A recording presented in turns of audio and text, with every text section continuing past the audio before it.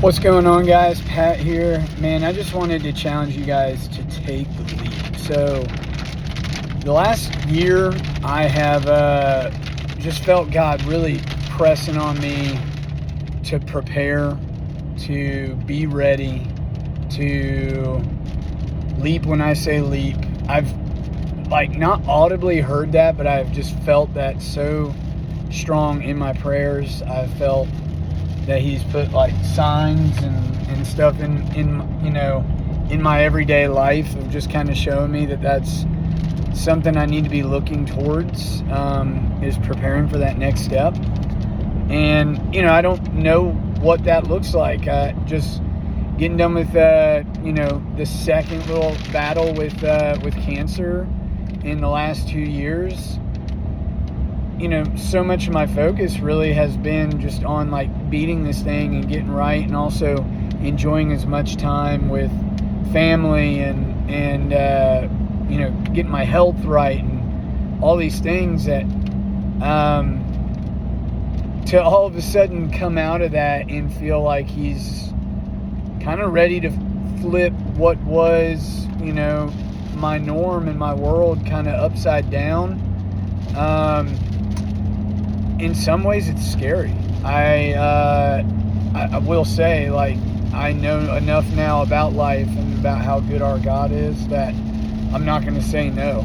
I also know that you can do it the easy way or the hard way. He's going to get you there one way or the other. I'd rather not wander around in the desert for 40 years. I'd rather just attack the giants head on, right? I kind of love that mindset, is just go and fight the giants. But one of the hardest things about Christianity is we feel like, oh, he's telling me something, he's putting something there, but it's never just in writing, like, hey, Pat, go do this. Hey, so-and-so, take this step, do this today, sign up for this. But instead of sitting there twiddling my thumbs like I have been for a while, just being like, oh, he's telling me something, I've been trying to jump into some uncomfortable spots and just see what sticks, see what he can do through it, and just use me through it, whatever. And it's been so cool. I've been a little bit more specific with my prayers, and in the last 2 weeks, I've had the opportunity to, I've been given the opportunity to prepare a speech at the Christian Firefighters Conference in October. It's called the First Things First Fire Conference. So excited. It's going to be incredible. I mean, the guys that are speaking, they're unbelievable. I don't really even deserve to be up there, but it's going to be so cool. Now, also this week, I'm having the opportunity to lead a group during my church's men's retreat. And I just think it's so cool. And I also signed up to get involved with FCA. I don't even know what all that looks like or entails, but I know I love sports. I love the idea of kind of pouring into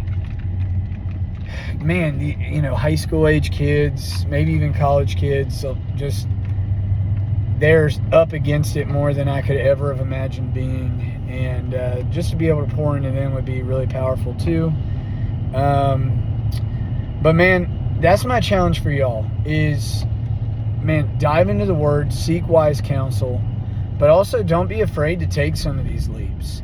And pouring into the church and pouring into some of these programs like FCA and things like that, you're not going to go wrong. You're going to get something out of it. God is going to use you for something. It might be, you might do it for a little bit and realize, man, that is not where I'm supposed to be. That is not what it is. But it's only strengthening you. It's only strengthening your faith. It's only teaching you something you probably didn't know anything about.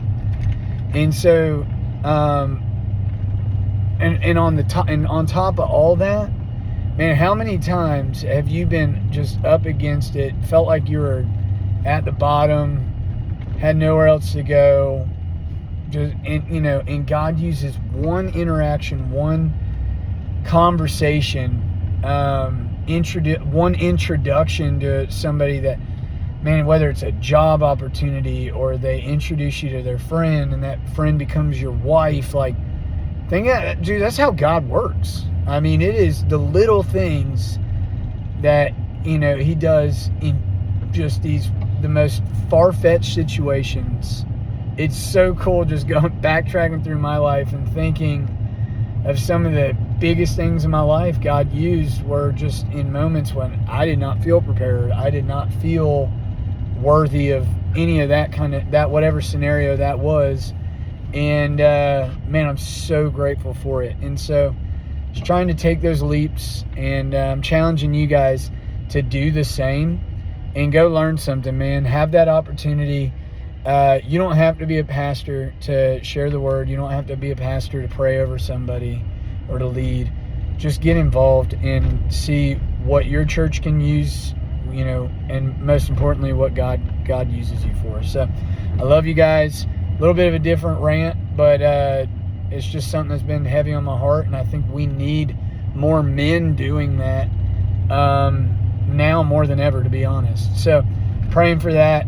And guys, I'm also, man, I just feel so convicted to tell you guys, man, y'all follow along, share this. I know I do devotionals and all that, but also, man, if there is anybody, and this is just something, obviously it's close to my heart, that you guys have that's been recently diagnosed or getting, is ill, anything like that, man, I would love the opportunity to be introduced to pray over them. Man, it doesn't even have to be long, but so many guys that I can look at, guys and girls that prayed and didn't know me from Adam, but prayed for me and my family. And I'd love to be able to do the same thing for y'all. So I get it. That's kind of putting somebody else's info out there, but man, we can do it organically. Just, I'll do most of the legwork, but I would just love the opportunity to pray for them. So